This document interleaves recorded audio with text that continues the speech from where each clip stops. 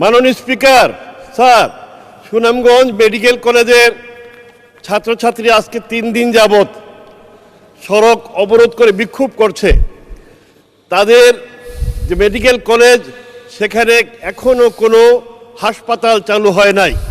হাজার কোটি টাকা ব্যয়ে নির্মিত হসপিটালটি চালু না হওয়াতে 2020-21 সনের ছাত্রছাত্রীরা যারা এখন MBBS ডাক্তার হওয়ার পর্যায়ে চলে গেছে, কিন্তু তাদের কোনো ব্যবস্থা না হওয়ার কারণে আজকে 3 দিন যাবত তারা রাজপথ অবরোধ করে বিক্ষোভ করছে।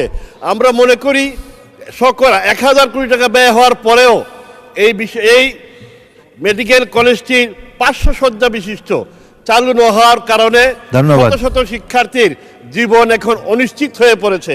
তাই রাজপথে যারা আছে সেই সমস্ত কোমলমতি ছাত্রছাত্রীদের পক্ষে আমরা মনে করি এই বিষয়ে মাননীয় স্বাস্থ্যমন্ত্রীর স্পষ্ট বক্তব্য আমরা এই সংসদে আশা করি।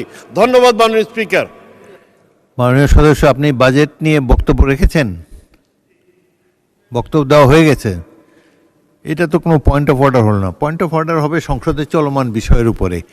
এইরকম মিটিং, মিছিল, অবরোধ, তারপরে মানববন্ধন, এ তো বাংলাদেশের বিধিলিপি, শত শত হাজার হাজার চলছে এই মুহূর্তে।